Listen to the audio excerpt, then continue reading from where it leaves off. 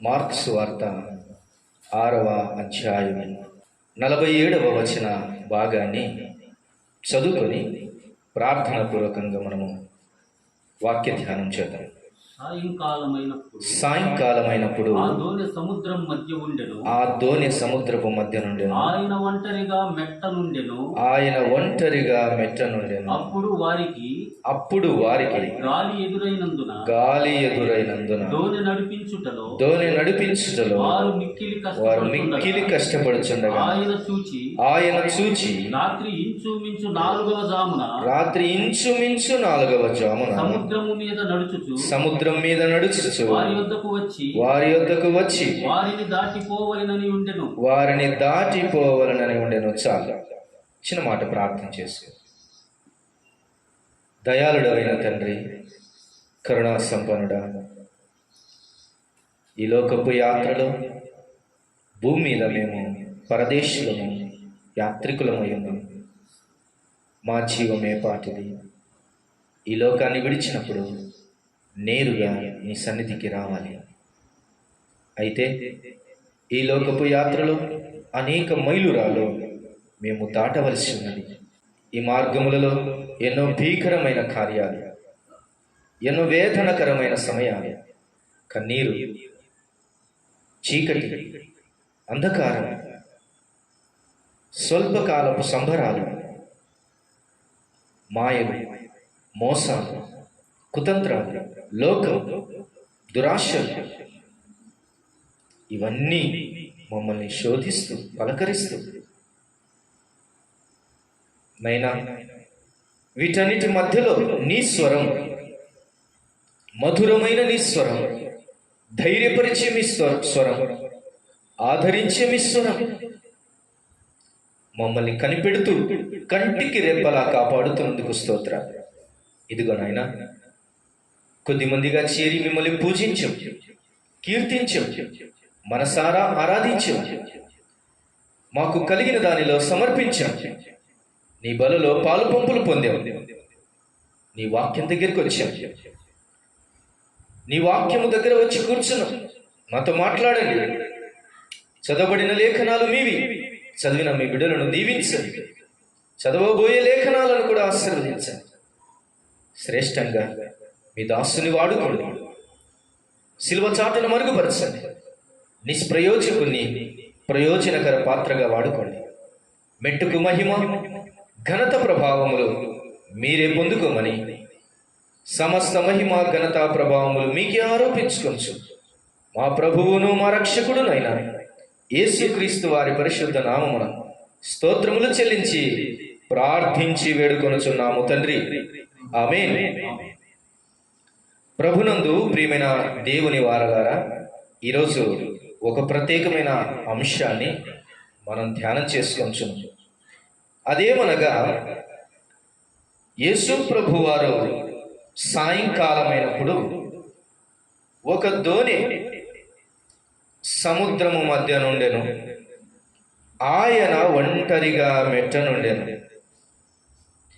ప్రభువారు ఈ లోకంలో జీవించినప్పుడు సమాజంలో ఉన్నాడు, సమాజ మందిరాలలో ఉన్నాడు, మనుషుల మధ్యలో ఉన్నాడు, రాజుల ఎదుట ఉన్నాడు, సామాన్య ప్రజల మధ్యలో ఉన్నాడు, శిష్యులతో ఉన్నాడు. మాత్రమే కాకుండా ఒంటరిగా కూడా ఉన్నాడు. ఈరోజు మన పాఠ భాగం ఒంటరితనం. ప్రభు ఒంటరిగా ఉండేను అని చూస్తున్నాం. కొన్నిసార్లు ఒంటరితనము చాలామంది భయపడుతూ ఉంటారు. ఒంటరితనాన్ని కొంతమంది మిస్యూజ్ చేసుకుంటుంటారు. అలాగైతే ఈరోజు నీవు ఒకవేళ ఒంటరి అనిపిస్తే నీవు చేయాల్సిన పనేంటి? ఒంటరిగా ఉన్నప్పుడు నీవు చేయాల్సిన పనేంటి? నీవు చేయకూడని పనేంటి అన్నది కొన్ని మాటలు జ్ఞాపకం చేసుకో. ఒంటరిగా నువ్వు ఉన్నప్పుడు నీతో ఎవరుంటారు అన్న సంగతులను ధ్యానం చేస్తూ ముందుకు వెళ్దాం. ప్రభు ఒంటరిగా మెట్ట మీద ఉండెను అని ఆయనను చూస్తూ ఉన్నాం. యోహాను సువార్త 16వ అధ్యాయం 32వ వచన భాగాన్ని మనం చదువుకుందాం. ఇదిగో మీలో ప్రతి వాడును ఎవని ఇంటికి వాడు చెదరిపోయి నన్ను ఒంటరిగా విడిచిపెట్టు గడియ వచ్చుచున్నది వచ్చేయున్నది. అయితే తండ్రి నాతో ఉన్నాడు గనుక నేను ఒంటరిగా లేను. చాలా ప్రియమైన దేవుని వాళ్ళరా, ప్రభువు వారు అంటున్నాడు, మీరందరూ మీ ఇంట్లోకి వెళ్తారు, మీరందరూ కూడా మీరు వెళ్ళిన తర్వాత నేను ఒంటరినవుతాను. నన్ను ఒంటరిగా విడిచిపెట్టు గడియ వచ్చి ఉన్నది అని. అయితే నేను ఒంటరిగా లేను, నాతో తండ్రి ఉన్నాడు కాబట్టి నేను ఒంటరిగా లేను అన్నాడు.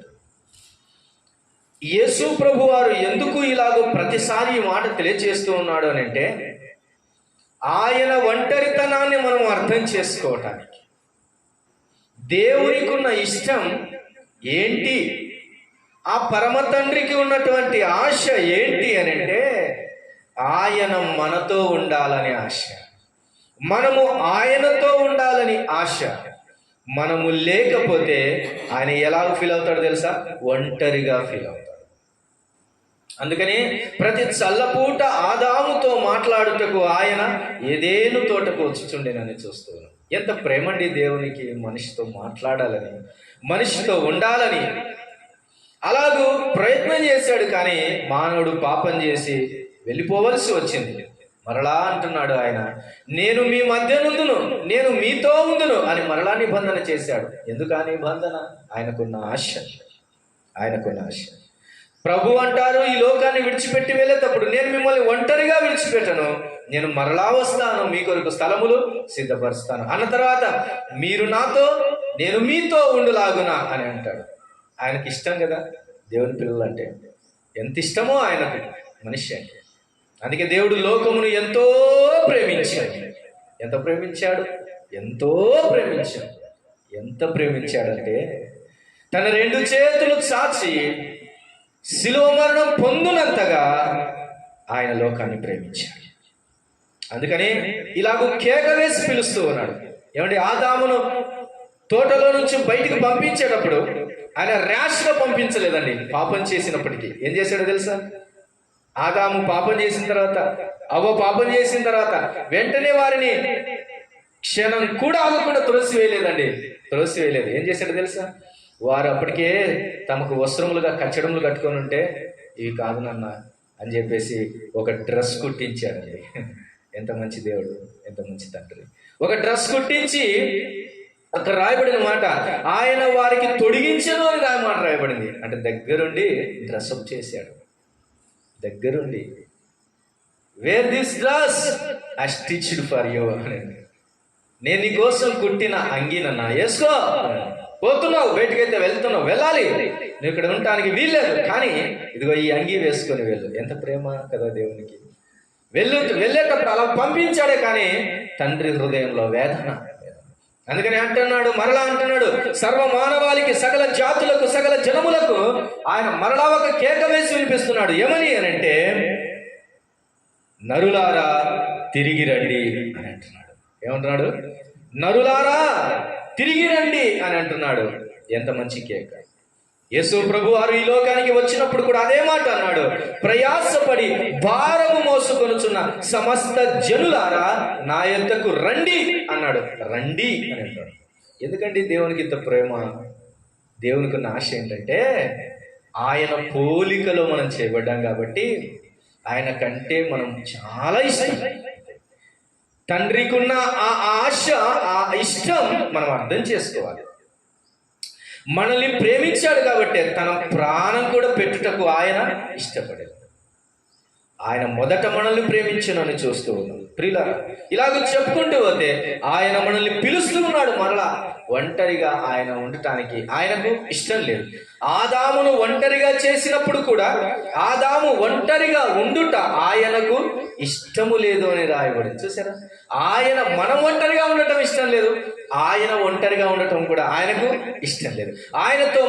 మనము ఆయనతో ఉండటానికే ఆయన మనల్ని పిలిచాము. యేసు ప్రభువారు తన శిష్యులను ఏర్పాటు చేసుకున్న తర్వాత ఒక మాట అన్నాడు. ఏంటంటే, మీరు సర్వలోకములకు వెళ్ళి సర్వ సృష్టికి సువార్తను ప్రకటించడానికి నేను మిమ్మల్ని ఎన్నుకున్నాను. మాత్రమే కాకుండా మీరు నాతో ఉండుటకు మిమ్మల్ని ఎన్నుకున్నాను అన్నాడు. ఎందుకు పిలిచాడో తెలుసా?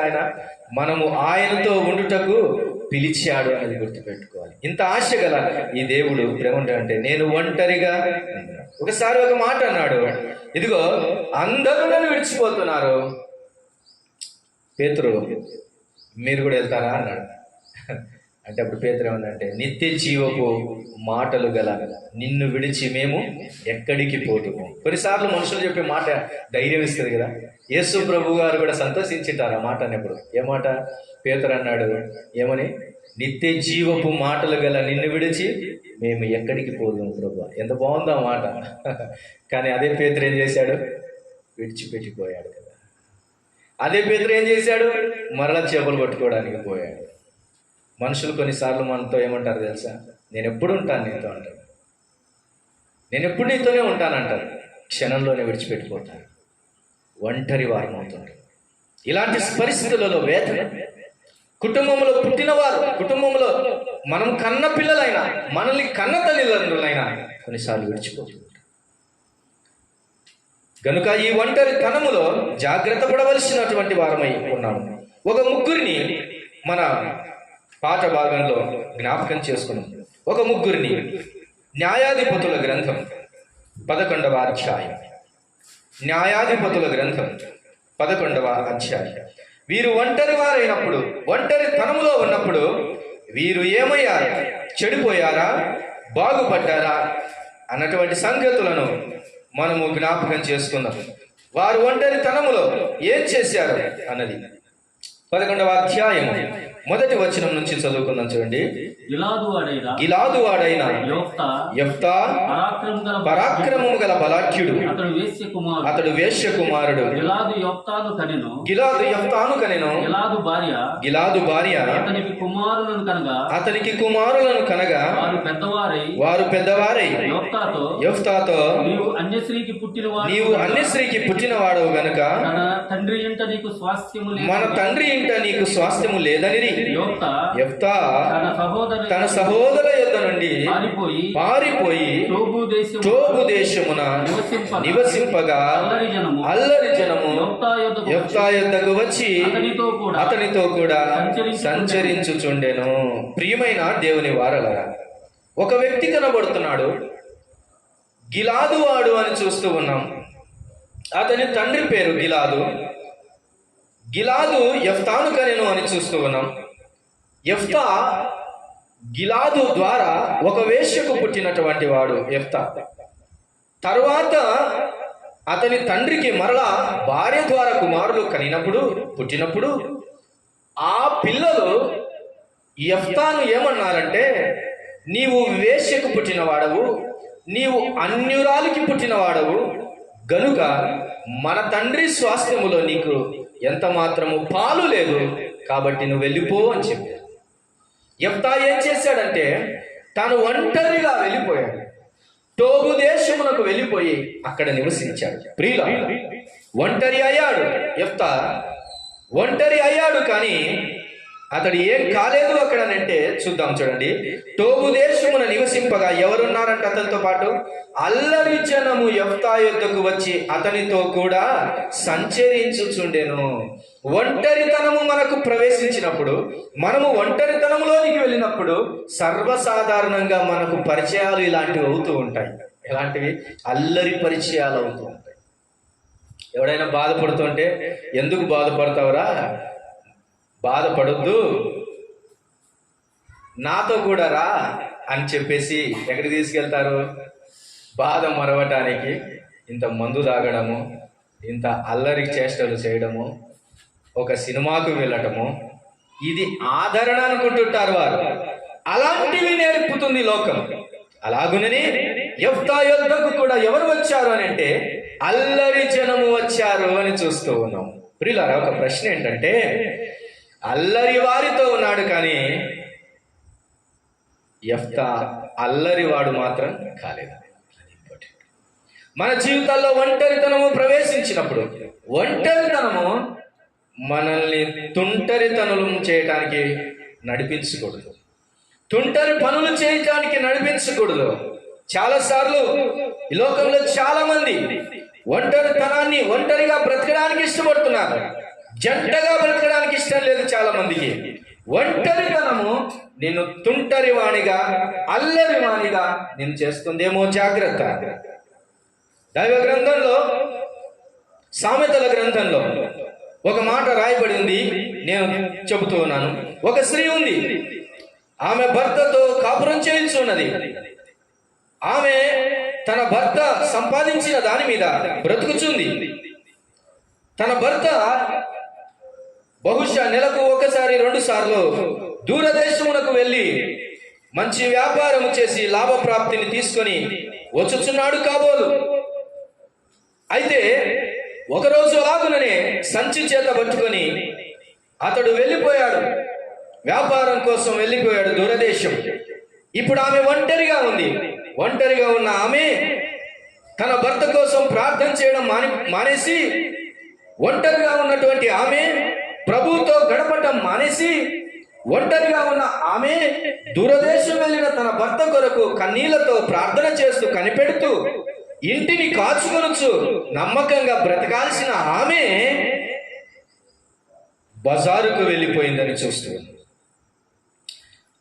సామెతల గ్రంథం 7వ అధ్యాయంలో మనం చూసినట్లయితే ఆమె ఎక్కడికి వెళ్ళింది అని అంటే 8వ అధ్యాయం 7వ అధ్యాయం 8వ వచనం. సంధ్యవేళ ప్రొద్దుగుంకిన తర్వాత చిమ్మ చీకటి గల రాత్రి వేళ వాడు జారస్త్రీ సందు దగ్గరనున్న వీధిలో తిరుగుచుండెను, దాని ఇంటి మార్గమును నడుచుచుండెను. అంతటా వేశ్యావేషము వేసుకొనిన కపటము గల స్త్రీ ఒకతే వారిని ఎదుర్కొనవచ్చెను. అది బొబ్బలు పెట్టినది, స్వేచ్ఛగా తిరుగునది, దాని పాదములు దాని ఇంట నిలువవు. ఈమె ఏం చేస్తుందంటే, ఒక యవనస్తుడు ఒక సందు దగ్గరికి వచ్చాడు, వేశ్యలు తిరిగే మార్గానికి వచ్చాడు, కానీ వేశ్యలు పట్టుకోలేదు అతన్ని. ఎవరు పట్టుకున్నారో తెలుసా?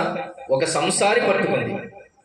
భర్తతో కాపురం చేసే ఒక వ్యక్తి, ఒక ఆమె వేషము వేసుకొని, తాను ఒక వేశ్య అన్నట్లుగా వేషం వేసుకొని వచ్చి, కపటము కలిగిన ఆ స్త్రీ వాని దగ్గరికి వచ్చి వానిని లాలన మాటల చేత వాని లోబర్చుకున్నట్లు మనకు అర్థమవుతుంది. ఆమె అంటుంది 19వ వచనంలో ఇలాగంటుంది, చూడండి 19వ వచనంలో ఆమె ఇలాగంటుంది, పురుషుడు ఇంటలేడు, దూర ప్రయాణము వెళ్ళి ఉన్నాడు, అతడు సొమ్ము సంచి చేత పట్టుకొని పోయెను, పున్నమి నాటి వరకు ఇంటికి తిరిగి రాడు అని.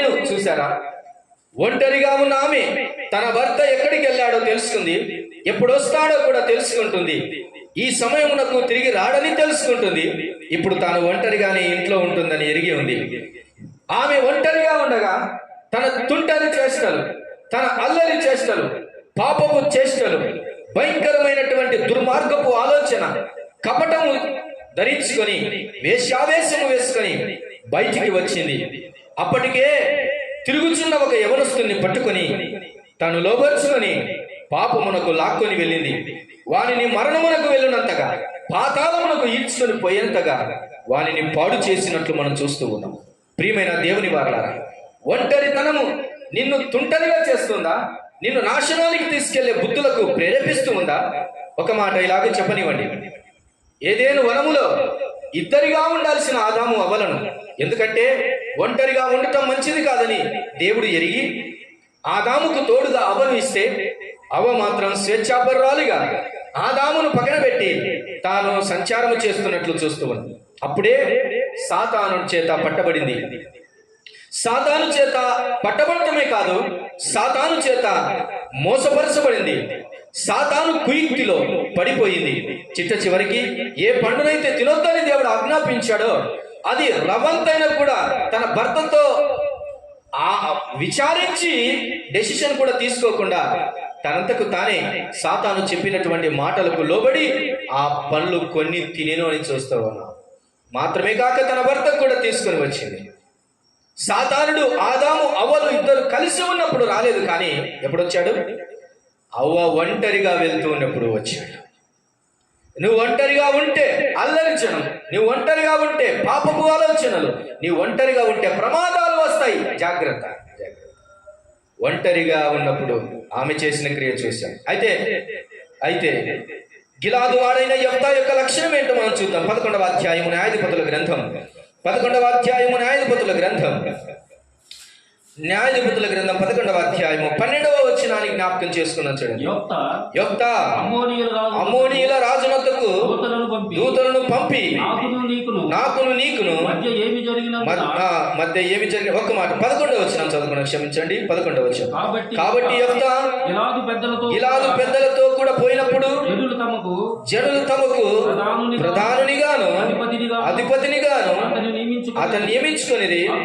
అప్పుడు యెఫ్తా మిస్పాలో యెహోవా సన్నిధిని తన సంగతి అంతయు వినిపించెను. ప్రియులారా, యెఫ్తా బలాఢ్యుడు, యెఫ్తా శక్తి గలవాడు, యెఫ్తా పరాక్రమం గల బలాఢ్యుడు అని రాయబడి ఉంది మొదటి వచనంలో. తన బలము చేత తనకు కలిగినటువంటి ఆ దేహ సౌందర్యమును బట్టి ఒంటరిగా ఉన్నప్పుడు యెఫ్తా ఏమై ఉండాలి? చెడిపోవాలి, ఇష్టానుసారంగా బ్రతకాల్సింది, తన కోరికలను నెరవేర్చుకోవాల్సింది, తన మనసుకు వచ్చినట్టు ప్రవర్తించాల్సింది. ఎందుకంటే తండ్రి లేడు, తల్లి లేదు, అనేవారు పెద్దలు లేరు, ఉంటున్నది పరాయి దేశంలో. అయినా కానీ యెఫ్తా చెడిపోలేదు. మాత్రమే కాకుండా ఇక్కడ రాయబడిన మాట, యెఫ్తా మిస్పాలో యెహోవా సన్నిధిని తన సంగతి అంతా వినిపించానని చూస్తూ యెఫ్తా దేవుని సన్నిధితో ఉండటం నేర్చుకున్నాడండి. యెఫ్తా దేవునితో ఉండటం నేర్చుకున్నాడు. యెఫ్తా దేవుని దగ్గర ఉంటూ దేవుని సన్నిధిని ప్రేమించిన వాడిగా కనబడుతూ ఉన్నాడు. అందుకని ఈ ఒంటరిగా ఉన్నటువంటి ఈ యెఫ్తా దగ్గరికి ఏ గిలాదు వారైతే త్రోసివేశారో ఆ గిలాదు మీదికి శత్రువులు వచ్చినప్పుడు ఆ గిలాదు పెద్దలు వచ్చి ఏమంటున్నారంటే, యెఫ్తా నీవు మాకు ప్రధానునిగా ఉండాలి, నీవు రావాలి, నీవు మాకు కావాలి అని అంటూ ఉన్నారు. అప్పుడు యెఫ్తా ఇలా అనలేదు. ఏమని? నేను రాను, మీ ఇష్టం వచ్చిన పని చేసుకోండి అని అనలేదు. ప్రశ్నించాడు, కానీ మరలా దేవుని సన్నిధికి వెళ్ళి విచారణ చేసి వారిని కాపాడుటకు వెళ్ళాడు. ఇతడు దేవుని సన్నిధిన ఆ సంగతి వినిపించిన వాడుగా ఉన్నాడు అని అంటే దేవుని సన్నిధిని ప్రేమించే యెఫ్తాగా కనబడుతున్నాడు. ఒంటరితనములు అనేది మనకు అర్థమవుతుంది ప్రియమైన దేవుని వారలారా. మాత్రమే కాకుండా యెఫ్తా జీవితంలో మరొక సందర్భాన్ని మనం జ్ఞాపకం చేసుకున్నాం చూడండి. యెఫ్తా జీవితంలో అదే 11వ అధ్యాయంలో ఒక మాటను మనం చదువుకుందాం చూడండి. 21వ వచనాన్ని మనం చదువుకుందాం. అప్పుడు ఇశ్రాయేలు దేవుడైన యెహోవా ఆ సీహోనును అతని సమస్త జనమును ఇశ్రాయేలు చేతికి అప్పగింపగా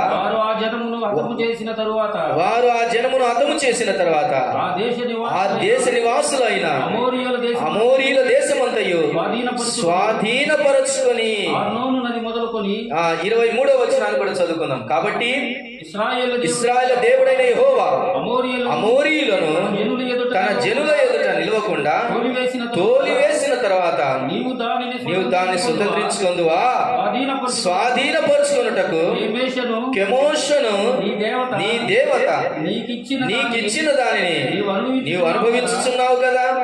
మా దేవుడైన యెహోవా మా ఎదుట నుండి ఎవరిని తోలివేయునో వారి స్వాస్థ్యమును మేము స్వాధీన పరుచుకుందుము.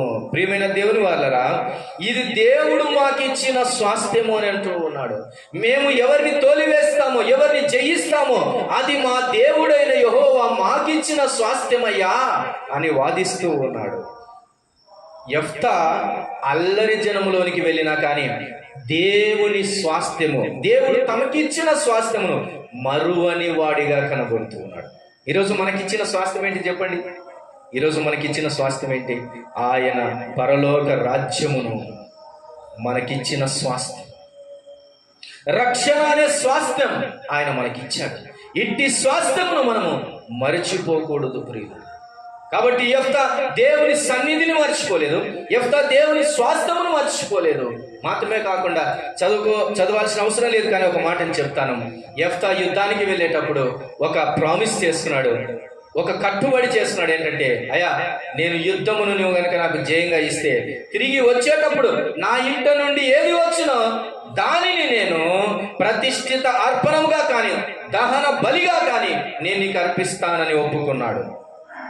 దహన బలిగా కానీ ప్రతిష్ఠితముగా కానీ చేస్తానని ఒప్పుకున్నాడు. అయితే తాను విజయం పొంది వచ్చి ఉన్నప్పుడు ఎవరు ఎదురుపడ్డారు? తన కూతురు ఎదురుపడింది.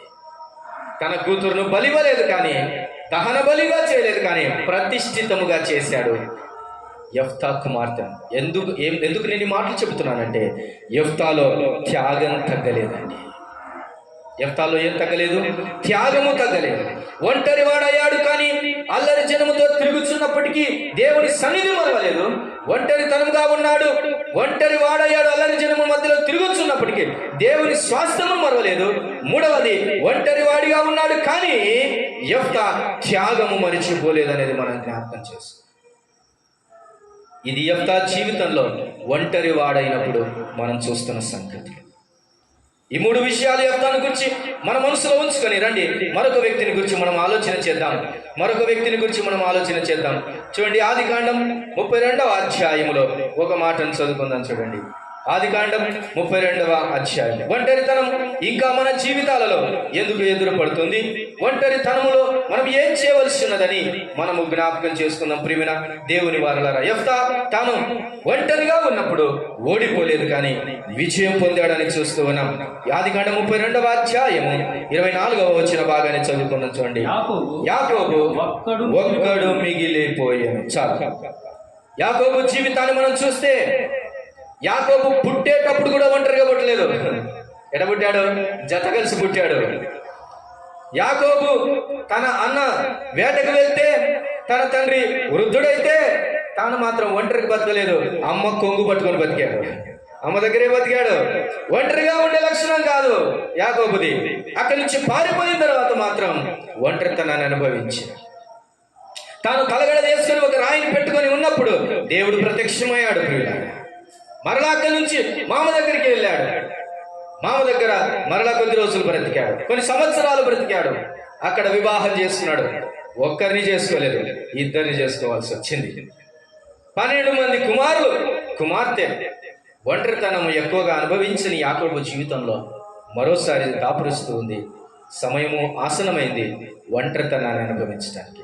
ఇప్పుడు యాకోబు గురించి రాయబడిన మాట, యాకోబు ఒక్కడు మిగిలాను.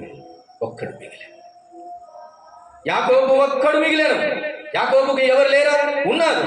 యాకోబు ఏం చేశాడంటే, భార్యలను పంపించేశాడు, పిల్లల్ని పంపించేశాడు, దాసదాసీలను పంపించేశాడు, పశువులను పంపించేశాడు, అన్నీ తనకు కలిగినవన్నీ పంపించేశాడు. ఎబ్బేకు రేవులో యాకోబు ఒక్కడు మిగిలేనని చూస్తాడు. ఒక్కడు మిగిలాడు, కానీ ఏం చేశాడనేది మనం ఇక్కడ నేర్చుకోవాల్సిన మాట. చదవండి, యాకోబు ఒక్కడు మిగిలేను. ఒక నరుడు తెల్లవారు వరకు అతనితో పెనుగులాడెను. తాను అతని గెలవకుండా చూచి తొడగూటి మీద అతని కొట్టెను. అప్పుడు అతడు ఆయనతో పెనుగులాడుటకు యాకోబు తొడ గూడు వసిలేను అని చూస్తున్నాడు. ప్రియులారా, ఆ రాత్రి ఒక్కడు మిగిలాడు, కానీ యాకోబు ఒక్కడు మిగిలాడు, కానీ ఒంటరితనంలో యాకోబు చేస్తున్న పని ఏంటో తెలుసా? పోరాటం. ఏం పోరాటం? దేవుడితో పోరాటం. అమ్మా, ఈ మాటలు వింటున్న నీవు ఒంటరితనములో నిట్టూర్పుతో కూర్చొని ఏడవలసిన సమయం కాదు, కానీ నీవు ఒంటరిగా సమయము దొరికితే నీవు గడపవలసినది ఎవరితోనంటే దేవునితో. పోరాటం. దేవునితో ఎందుకు పోరాడుతున్నాడు అని అంటే, నాకు ఆశీర్వాదం కావాలి అని అంటున్నాడు. అంటే అంతవరకు ఆశీర్వాదం లేదా? లోకం వేసే లెక్కల ప్రకారం యాకోబుకు ఆశీర్వాదం వచ్చింది. ఏం ఆశీర్వాదం వచ్చింది? తండ్రి చేపెట్టి ఆశీర్వదించాడు, అయిపోయింది. అక్కడి నుంచి మామ దగ్గరికి వచ్చాడు, పశువుల మందలు సంపాదించాడు, అక్కడ ఆశీర్వాదం కలిగింది. తాను కోరుకున్న రాహేలు తనకు దక్కింది, అందులో సంతోషం కలిగింది. లేయా రాహేలు ఇద్దరు దొరికారు, కావలసినంత సంతానము 12 మంది, స్వాస్థ్యముగా కుమారులే పుట్టారు. ఎంత భాగ్యం! ఇంత కలిగింది, ఇంత సంపద ఉంది, కావలసినంత ఉంది. కానీ యాకోబు జీవితంలో ఆశీర్వాదం లేదంటున్నాడు. ఇదేంటండి? నాకు ఆశీర్వాదం కావాలంటున్నాడు, ఇదేంటండి? యాకోబు ఒంటరిగా ఎందుకు మిగిలాడంటే నిజమైన ఆశీర్వాదము ఏంటో ఎరుగుటకు, నిజమైన ఆశీర్వాదము ఏంటో దాన్ని సంపాదించుటకు. అమ్మ, ఒంటరిగా మిగిలినప్పుడు జాగ్రత్త, నీ ఆత్మ పరిశీలన నువ్వు చేసుకోవాలి. సంఘముగా ప్రభు ఎదుట ఎత్తబడతామేమో, కానీ ఒకనాడు న్యాయ తీర్పులో మాత్రం ఒంటరిగా నిలబడతాం. గుర్తుపెట్టుకోండి, ఒంటరిగా దేవుని ఎదుట ఒకనాడు నిలబడతాం. కాబట్టి నీ సొంత వ్యక్తిత్వము, నీ సొంత పరిశుద్ధత, నీ సొంత జీవితాన్ని, సొంతంగా నీకు ప్రభుతో ఉన్న సంబంధాన్ని నీవు లెక్క వేసుకోవాలి. ఆత్మ సంబంధమైన ఎదుగుదల నీలో ఉందా లేదా అని ప్రశ్నించుకోవాలి, పరిశీలన చేసుకోవాలి. ఒంటరితనం యాకోబు దేవునితో పెనుగులాడుచు. చాలాసార్లు ఒంటరిగా ఉన్నప్పుడు ఎవరితోనన్న మాటలు పెట్టి గంటల తరబడి మాట్లాడుతూ ఉంటాం. ఒంటరితనం గంటల తరబడి మాట్లాడుటకు కాదు, కానీ ఒంటరితనం దేవునితో పోరాడుటకు అన్నది మనం గుర్తుపెట్టుకోవాలి. యాకోబు కూడా ఒంటరిగా మిగిలిన, కానీ అతడు దేవునితో ఏం చేస్తున్నాడు? పోరాడుతున్నాడు, పెనుగులాడుతున్నాడు. పెనుగులాట. లెక్క ప్రకారం అయితే యాకోబు నేను నిన్ను ఆశీర్వదించను రా అంటున్నాడు. కానీ యాకోబు ఏమంటున్నాడు? అయ్యా, నాకు తెలుసు నువ్వు ఆశీర్వదించవని, నేను అంతకు అర్హుడను కాదు, కానీ నువ్వు నన్ను ఆశీర్వదించాలంటే నేను నిన్ను విడిచిపెట్టు. ఎంత గొప్ప భాగ్యం! నేను ఒక ప్రశ్న వేస్తాను. యాకోబు ఒంటరిగా మిగిలి దేవుని పిలిచాడా? ఆ నరుడు వచ్చి యాకోబుతో పోరాడుచున్నాడంటే యాకోబు పిలిచాడా? కాదు. యాకోబు ఒక్కడు మిగిలేను అన్న తర్వాత రాయబడిన మాట ఒక నరుడు అని చూస్తూ ఉన్నాం. అంటే యాకోబు దగ్గరికి ఆయనే వచ్చాడు. ఏమండి, మనుషుడు పట్టుకుంటే విడిపించుకోలేనంత చేతకాని వాడా దేవుడు? కాదు కదా. మరి ఎందుకు విడిపించుకోలేకపోయాడు అంటే యాకోబు అంత ప్రేమతో పట్టుకున్నాడు. ఓ రకంగా చెప్పాలంటే యాకోబు పట్టే అనుకోండి, మడుగును పట్టుకొని వచ్చాడు. యాకోబు పట్టుగలవాడే, కానీ యాకోబు పట్టు శారీరకంగానే కాదు, ఆత్మ సంబంధమైన విషయంలో కూడా పట్టుంది. అంతే, గెలవాలని పట్టు, పరిశుద్ధతలో పెరగాలనే పట్టు, నీతిలో వృద్ధి పొందాలనే పట్టు, దేవుని విషయంలో పని చేయాలనే పట్టు, దేవుని కోసం రోషంగా బ్రతకాలనే పట్టు, దేవుని ఆశీర్వాదములు పొందాలనే పట్టు, దేవుని విషయంలో నేను మొదటిగా ఉండాలనే పట్టు యాకోబుకుంది. యాకోబు లెక్క ప్రకారం జ్యేష్ఠత్వం కాకపోయినా జ్యేష్ఠత్వం పొందాలనే ఆశ, ఆకాంక్ష, రోషం మొదటి నుంచి కూడా ఉంది. అంతే, బహుశా రోషమే అతడు ఆశీర్వాదం పొందుటకు కారణమైంది అన్నట్లు చూస్తున్నాం. ఒంటరితనములో నువ్వు ఎవరితో పోరాడుతున్నావు?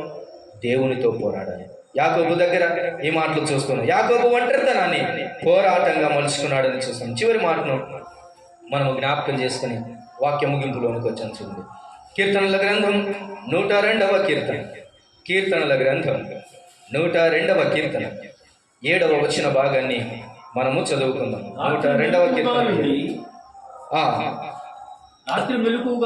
రాత్రి మెలకువగా ఉండి ఇంటి మీద ఒంటిగానున్న పిచ్చుకవలేనున్నాను. దినమెల్లా నా శత్రువులు నన్ను నిందించుచున్నారు. నా మీద వెర్రి కోపము గలవారు నా పేరు చెప్పి చెప్పింతురు. చాలు. ఇక్కడ దావీదు కనబడుతున్నాడు. దుఃఖము చేత ప్రాణము సొక్కినవాడు, యెహోవా సన్నిధిని పెట్టిన మొరాన్ని చూస్తూ ఉన్నాం. ఇతడు ఒంటరి అయ్యాడు. ఎందుకంటే శత్రువులు తను వెంబడిస్తున్నారు. వారు ఎలాగూ వెంబడిస్తున్నారంటే తనను పట్టుకొని తనను మరణానికి అప్పగించాలి అన్నంతగా. అందుకనే నేను మూలుగుచున్నాను, దినమెల్లా నా శత్రువులు నన్ను నిందించుతున్నారు. వెర్రి కోపం చూపిస్తున్నారు. వెర్రి కోపం అంటే రీజన్ లేదు ఆ కోపానికి. చాలాసార్లు మన జీవితాల్లో మనం చేసింది తప్పు అన్నట్టుగా మన మీద కోపడుతుంటాం. నిజానికి మనం ఏం తప్పు చేయలేదు. మనము దేవునికి ఎంతో తెలుసు, కానీ మనం చేసింది తప్పు అన్నట్లుగా వక్రీకరించి, అర్థం కాకపోయినా అర్థమైనట్టుగా మనల్ని గురించి అంచనాలు వేసి, మనతో మాట్లాడకుండా, మనతో వారి సమయము గడపకుండా, మన బాధ ఏంటో కూడా తెలియకుండా మనం చేసే కొన్ని పనుల కోసం వారు మన మీద కోపం చూపిస్తుంటారు. అది వెర్రి కోపమే. చాలాసార్లు మనము ఆత్మీయతలు ఎదుగుచూ ఉన్నప్పుడు మనల్ని గురించి తెలిసినటువంటి వారు, బాగుగా తెలిసినప్పటికీ అనవసరంగా కొన్నిసార్లు మన మీద ఏం చేస్తుంటారు? అనుమానాలు పడుతుంటారు, అనవసరపు అంచనాలు వేస్తుంటారు, పైపెచ్చు మన మీద నిందలు మోపుతుంటారు, కోపపడుతుంటారు, రీజన్ ఉండదు. అందుకని కీర్తనకారుడు కూడా అంటున్నాడు, నా మీద వెర్రి కోపం వారు చూపిస్తున్నారు. వారి కోపానికి అర్థం లేదు, అది వెర్రి. నాతో నేనంటే ఏంటో వారికి తెలియదు, అనవసరంగా వారు నా మీద కోపపడుతున్నారు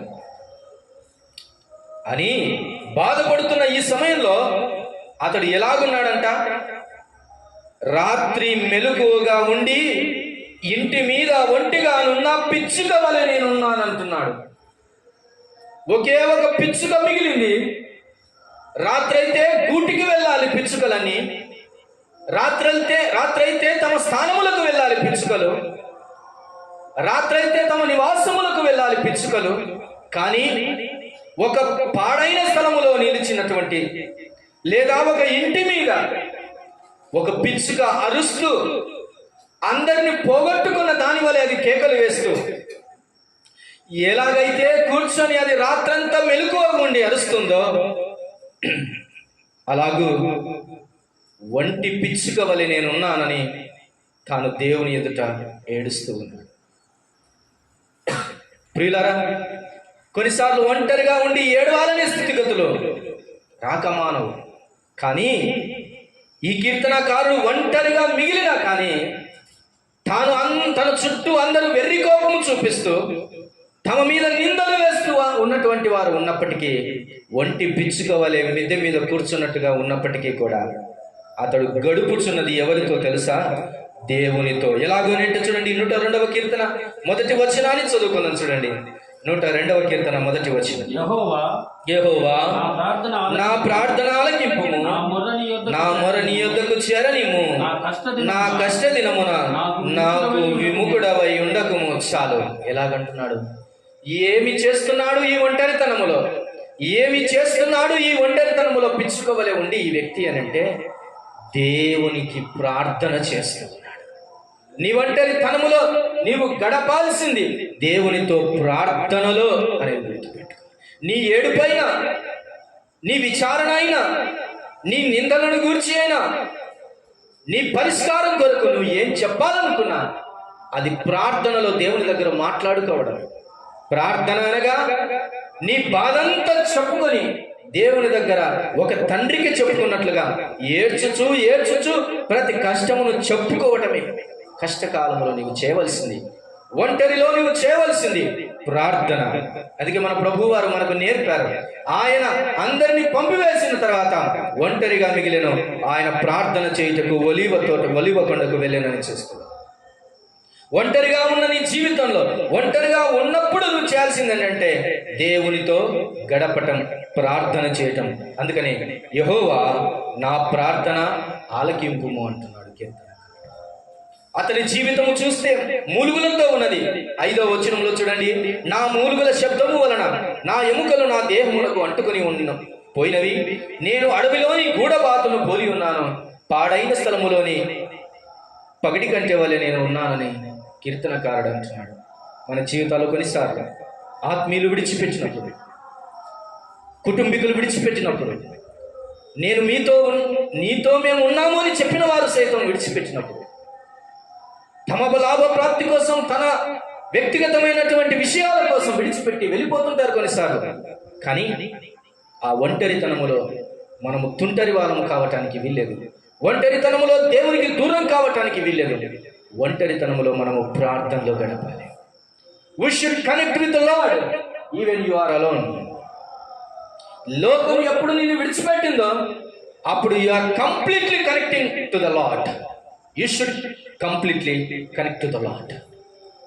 సంపూర్ణంగా దేవునితో కనెక్ట్ అవ్వకపోతే చాలా ప్రమాదాలు ఉంటాయి. యెఫ్తా ఒంటరిలో ఓడిపోలేదు, విజయం పొందాడు.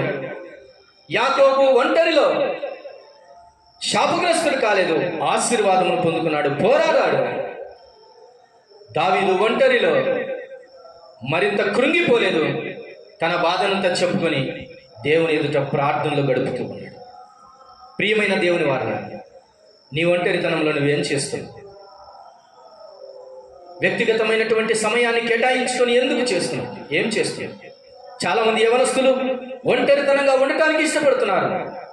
కారణం పెద్దలకు తెలియకుండా పాపం చేయటానికి. ఒంటరిగా వెళ్ళిపోవడానికి ఇష్టపడుతున్నారు. కారణం వారి సొంత ఆలోచనలను నెరవేర్చుకోవటానికి. ఒంటరిగా ఉండటానికి తల్లిదండ్రులను విడిచిపెడుతూ ఉన్నారు. కారణం వారి సంతోషాన్ని వారు అనుభవించడానికి. ఒంటరితనం నీ స్వార్థం కొరకు నువ్వు ఉపయోగించుకుంటే నువ్వు నష్టపోతావు. ఒక కుమారుడు ఉన్నాడు, వాని పేరు రాయబడలేదు, కానీ వాడు తండ్రి యొద్ద నుంచి తప్పిపోయిన కుమారుడిగా చూస్తున్నాడు. తన ఆస్తినంతా కూడగట్టుకొని, ఎంత రావాల్సిందో ఆ ఆస్తినంతా కూడగట్టుకొని తండ్రి యొద్ద నుంచి దూరదేశములకు వెళ్ళిపోయాడు. డబ్బున్నంత వరకు సంతోషించాడు. తిని త్రాగాడేమో, వ్యభిచారులతో తిరిగాడేమో, చివరికి ధనమంతా పోయింది. పందులు తిను పొట్టు కొరకు ఆశపడ్డాడు. ఆ పొట్టైనా తనకు దొరకలేదు. తండ్రి యొద్ద యజమానుగా ఉండాల్సినటువంటి కుమారుడు ఒకరి చెంత చేరి బానిసయ్యాడు. తండ్రి యొద్ద అనేక మంది కూలివానరుల మీద ఉండాల్సిన ఈ కుమారుడు కూలి పనికి కూడా పెట్టుకొని వారుగా కనబడుతున్నారు. ఎవరు ఇతడు దిక్కుమాలిన వాడయ్యాడు. కారణం ఒంటరిని ఇష్టపడ్డాడు. ఒంటరితనాన్ని లోకంతో గడపడానికి ఇష్టపడ్డాడు. అది తేడా. ఒంటరితనాన్ని దేవుడితో గడిపితే ఫలభరితం, ఒంటరితనాన్ని లోకంతో గడిపితే అది భయంకరమైనటువంటి శాపం. ఈ ఉదయకాల సమయంలో ఈ కొన్ని మాటలు నువ్వు వింటుండగా నీవు దేవునితో గడిపితే నువ్వేమవుతావో యెషయా గ్రంథం 60వ అధ్యాయం. దేవునితో గడిపితే నీకేమొస్తుందో ఈ మాటను జ్ఞాపకం చేసుకుందాం. చూడండి, యెషయా గ్రంథం 60వ అధ్యాయం 22వ వచన భాగాన్ని చదువుకుందాం. వారిలో ఒంటరి అయిన వాడు 1000 మంది అగు, ఎన్నిక లేనివాడు బలమైన జనమగును. యెహోవానగు నేను తగిన కాలమున ఈ కార్యమును త్వరపెట్టుదును. Don't worry. నీ ఒంటరి వాడవయ్యవా? ఒంటరితనాన్ని అనుభవిస్తున్నావా? ఒకప్పుడు నువ్వెక్కడున్నావో తెలుసుకొని నీ దగ్గరికి వచ్చిన వాళ్ళు ఇప్పుడు నువ్వు తన దగ్గరికి వచ్చినా కానీ పట్టించుకునేటువంటి వారుగా ఉన్నారేమో. ఒకప్పుడు నువ్వు ఎక్కడున్నావో తెలుసుకొని మరి నీ దగ్గరికి వచ్చిన వారు ఈరోజు నువ్వు వచ్చావని తెలిసినా కానీ, వారి దగ్గరికే వచ్చావని తెలిసినా కానీ తలుపులు తెరువని వారు ఉన్నప్పటికీ భయపడరు. ఒంటరి అయిన వాడు ఏమవుతాడంట? ఒంటరి అయిన వాడు 1000 మంది అగును. ఎన్నిక లేని వాడు ఏమవుతాడంట? బలమైన జనమగును. ఎవరిస్తున్నారు ఈ ప్రామిస్? ఎవరిస్తున్నారు ఈ వాగ్దానం? అంటే యెహోవానగు నేను తగిన కాలమున ఈ కార్యమును త్వరపెట్టుదును. దేవుడి మాటలు మన వినికిడిలో ఆశీర్వాదకరంగా ఈ వాగ్దానం ఇస్తుంటుండగా చేత పట్టుకుని బలమైన జనమగుదాం, 1000 మంది ఎగుదాం, ప్రభు పాదాల దగ్గర కూర్చొని పోరాడుదాం, పెనుగులాడుదాం, సన్నిధిన విచారణ చేద్దాం, దావీదు వలె ప్రార్థన చేద్దాం, యెఫ్తా వలె విచారణ చేద్దాం, యాకోబు వలె పోరాడుదాం. Don't waste your loneliness, connect with the Lord. దేవుడితో కనుక నీవు సంబంధం ఏర్పరచుకుంటే నీ బలహీనత బలమగును, నీ ఒంటరితనం వెయ్యగును అని దేవుడు ప్రామిస్ చేస్తున్నాడు. ఈ ఉదయకాల సమయంలో ఈ మాటలు దేవుడు నీకు ఇస్తుంటుండగా చేతబట్టుకున్నాడు. ఇది కలిగి ఈ ధైర్యం పొందిన కీర్తనకారుడు ఇలా అంటున్నాడు. కీర్తనల గ్రంథం 4వ అధ్యాయం, కీర్తనల గ్రంథం 4వ అధ్యాయం 8వ వచన భాగాన్ని చదువుకుంది. 4వ అధ్యాయం 8వ వచన భాగాన్ని, యెహోవా నెమ్మదితో పండుకొని నిద్రపోవుదును, నేను ఒంటరిగా నుండినను, నీవే నన్ను సురక్షితముగా నివసింపచేయుచున్నావు. దేవునికి మహిమ కలుగును గాక. ప్రియులారా, ఏమంటున్నాడు తెలుసా? ధైర్యం కలిగినటువంటి వాడు ఇలా అంటున్నాడు కీర్తనకారుడు, యెహోవా నెమ్మదితో పండుకొని నిద్రపోదును, నేను ఒంటరిగా ఉండినను, నీవే నన్ను సురక్షితముగా నివసింపచేయుదు అంటున్నాడు. ఎంత కాన్ఫిడెన్స్ వచ్చిందండి దావీదుకి. తంతి వాయిద్యములతో పాడదగిన కీర్తన చేస్తూ ఉన్నాడు. దేవా, నేను నెమ్మదిగా పండుకుంటాను, నిద్రపోతానయ్యా, నేను ఒంటరిగా ఉండినను, నీవే నన్ను సురక్షితముగా నివసింపచేయుదు. జీవితకాలం అంతా నేను యెహోవా మందిరంలోనే ఉంటాను. ఎంత గొప్ప భాగ్యం. ఒంటరితనములో నీవు ఉన్నట్లయితే, నీవు దేవునితో కనెక్ట్ అయినట్లయితే, ఒంటరి వాడవు 1000 మంది అవుతావు, బలహీనుడవు బలమవుతావు. ఒంటరితనములో నీవు సురక్షితంగా నివసిస్తావు. నీతో దేవుడు ఉంటాడు, నీతో దేవుడు ఉంటాడు. ఇలాంటి అనుభవంలోనికి నీవు రావాలనుకుంటే ప్రభు పాదాల దగ్గరికి చేరి రావాలి. దేవుడి మాటలు మన వినికిడిలో దీవించును గాక. తలలు వంచండి, ప్రార్థన చేస్తాం. అందరూ తలలు వంచండి, ప్రార్థన చేస్తాం. కొద్ది నిమిషం ప్రభు పాదాల దగ్గర మనం కూర్చొని అడుగుదాం. దేవా, నేను ఒంటరి వాడిని, నేను ఒంటరిదాన్ని, ఒంటరినై నేను తోడు లేక, ఒంటరినై నేను కృంగి ఉన్నాను, ఒంటరితనాన్ని నేను అనుభవించలేకపోతున్నాను అని నీ దేవునితో నీవు గడిపితే, దేవునితో నీవు పెనుగులాడితే, దేవునితో నీ సమయాన్ని గడిపితే, God will strengthen you. God will make you 1000. God will strengthen you. God will be with you. దేవుడే నీతో ఉంటాడు. బలహీనతను పూడ్చివేసి బలమునిస్తాడు. ఇంటి మీద ఒంటి పిచ్చుకోవలే, పాడైన స్థలములో పగడి కంటవలే దిక్కులేక తిరుగుచున్నావా?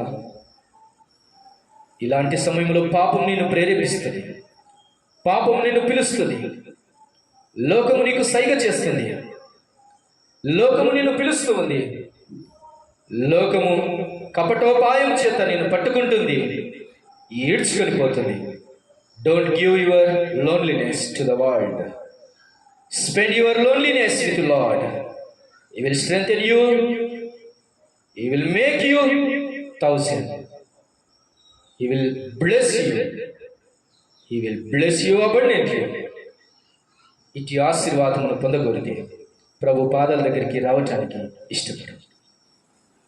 ఈ సమయం ఆ సమయం అనుకోకుండా ఏ సమయమైనా ప్రభుతో గడపటానికి ఇష్టపడు. వ్యక్తిగతంగా ప్రార్థన చేస్తాను. దేవా, నీతో గడపలేకపోతున్నానయ్యా, వ్యర్థపరుచుకుంటున్నానయ్యా నా సమయాన్ని అని పశ్చాత్తాపపడి, అయ్యా నా జీవితంలో ఒంటరితనాన్ని ఏడుస్తూనే గడిపాను, ఒంటరితనాన్ని ఇతరులతో మాట్లాడటానికే గడిపాను, ఒంటరితనాన్ని లోకమును చూడటానికే గడిపాను. అయితే నాయన, ఒంటరితనంలో నీతో గడపాలని నేర్చుకుంటున్నాను తండ్రి. ఇది మొదలుకొని నీతో పోరాడుటకు, నీతో గడుపుటకు, నీతో ఉండుటకు నాకు నేర్పు నాయన అని చెప్పి ఒక్కసారి ఆయన పాదాలు పట్టుకున్నట్లయితే ఆయన నిన్ను ఆశీర్వదిస్తున్నాడు, ఆయన నిన్ను దీవిస్తాడు. భయపడి నేను నీకు తోడయ్యాను, ముదిమి వచ్చే వరకు నేను నిన్ను ఎత్తుకుంటానని వాగ్దానం చేసిన దేవుడు నమ్మదగిన వాడు, నీతిమంతుడు. ఆయన మాట ఇచ్చిన వాడు తప్పక నెరవేర్చేవాడు. ఎన్నడూ నిన్ను విడిచిపెట్టాడు, ఎన్నడూ నిన్ను మర్చిపోడు. లోకము నిన్ను మర్చిపోవచ్చు, నీ తల్లిదండ్రులు నిన్ను మర్చిపోవచ్చు, ఆత్మీయులే నిన్ను విడిచిపెట్టవచ్చు, కానీ నేను నిన్ను విడువను అంటున్నాడు. చూడుము నా అరచేతుల్లో నిన్ను చెక్కుకొని ఉన్నాను, చూడుము నా అరచేతుల్లో నిన్ను చెక్కుకొని ఉన్నాను, నేను నిన్ను విడిచిపెట్టనని ఆయన అంటున్నాడు. ఆయన నిన్ను విడిచిపెట్టని వాడై ఉంటున్నాడు. నీవెందుకు ఒంటరితనాన్ని వ్యర్థపరుచుకుంటావు? ప్రార్థనలు గడపలేవా? ఎప్పుడు మనుషులతోనే మాట్లాడుతున్నావు. ఈరోజు ప్రభు నీతో మాట్లాడుతున్న ఈ మాటను బట్టి సరి చేసుకుంటావని ప్రభు పేరిట మనవి చేస్తాం. ప్రార్థన. దయాళుడు అయిన తండ్రి, కృపాసక్తి సంపూర్ణ, మీ పరిశుద్ధమైన పాదములకు స్తోత్రం. ఒంటరితనంలో మేమేం చేయాలో మాకు నేర్పినందుకు స్తోత్రం. నువ్వు ఒంటరిగా ఉండటానికి ఇష్టపడే దేవుడవు కాదు, మమ్మల్ని ఒంటరిగా ఉంచడానికి కూడా ఇష్టపడే దేవుడవు కాదు. ఒంటరిగా ఉండటం నీకే ఇష్టం లేదు. మేము ఒంటరిగా ఉన్నామా, అది నీతో ఉండాలని మాకు నేర్పినందుకు స్తోత్రాలు నాయనా. యెఫ్తా జీవితంలో, యాకోబు జీవితంలో, దావీదు జీవితంలో అద్భుతమైన సంగతులను మాకు బయలుపాటు చేసినందుకు స్తోత్రం. చెరు వచ్చిన బిడ్డలందరినీ పేరు పేరున దీవించండి, ఆశీర్వదించండి, బలపరచండి, స్థిరపరచండి, ఆత్మీయతను వృద్ధిపరచండి. వ్యక్తిగతముగా తమను తాము ప్రోత్సహించుకొని ఆత్మీయతలో ముందుకు సాగటానికి కృప దయచేయమని మాటలన్నింటినీ దీవించండి. విన్నవారి హృదయాల్లో కార్యం చేయండి.